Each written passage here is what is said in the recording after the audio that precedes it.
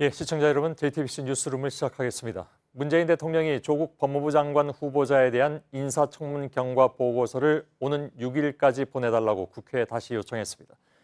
청문 보고서의 채택 여부와 상관없이 문 대통령은 주말인 7일부터는 조국 후보자의 임명이 가능합니다.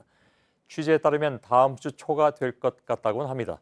여야는 마지막으로 청문회 개최 여부를 두고 부딪히고 있습니다. 여당은 6일 전에 청문회를 열자는 분위기지만 야당은 사실상 임명을 위한 수순이 아니냐, 청문회 자체가 맹탕이 될 수 있다면서 반발하고 있습니다. 먼저 청와대를 연결해서 청문회 등에 대한 청와대 입장을 좀 살펴보겠습니다. 안의근 기자가 나가 있습니다. 자, 청와대는 왜 오는 6일을 기한으로 정한 겁니까? 네, 날짜로 따지면 재송부 시한으로 나흘을 지정한 건데요. 청와대는 재송부 시한은 통상 사흘을 지정하는데 이번에는 문 대통령이 6일 금요일 오후 늦게 순방을 마치고 돌아오는 일정을 고려했다고 설명했습니다. 국무위원의 경우 해외에서 전자결제로 임명한 적이 없는데 이런 사정도 감안했다는 겁니다. 청와대는 그간 조국 후보자가 해명할 기회가 없었는데 어제 기자간담회를 통해 어느 정도 소명을 했다고 보고 이렇게 스케줄을 잡은 것으로 보입니다. 청문회가 열릴 수 있다는 점도 언급을 했는데요. 오늘 윤도한 국민소통수석은 국회 청문회 협상은 국회에서 하는 것이라며 그 안에 여야가 청문회 일정을 합의하면 그에 따르면 된다고 했습니다. 예, 자, 야당에서는 증인 신청을 감안한다면 닷새 이상은 줘야 한다 이런 입장인데 여기에 대해서 청와대는 뭐라고 얘기합니까?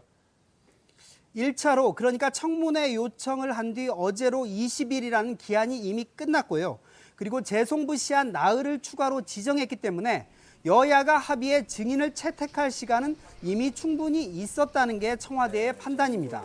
청와대 고위 관계자는 전화통화에서 통상 청문회는 일단 날짜를 의결해 놓고 합의한 증인은 확정한 다음 합의 안 된 증인을 계속 협의하는 방식이었다고 반박했습니다. 청문회 개최 자체에 한국당 등 야당이 소극적이었고 결과적으로 증인 채택 문제도 야당이 원인을 제공했다는 겁니다.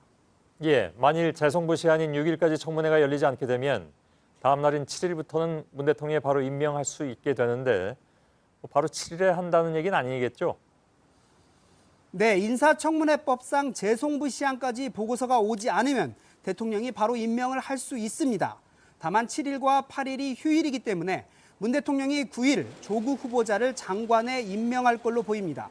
그렇게 되면 추석 연휴를 이틀 앞둔 10일 조 후보자가 국무회의에 참석이 가능하게 됩니다. 예, 알겠습니다. 청와대에서 안의근 기자가 전해드렸습니다.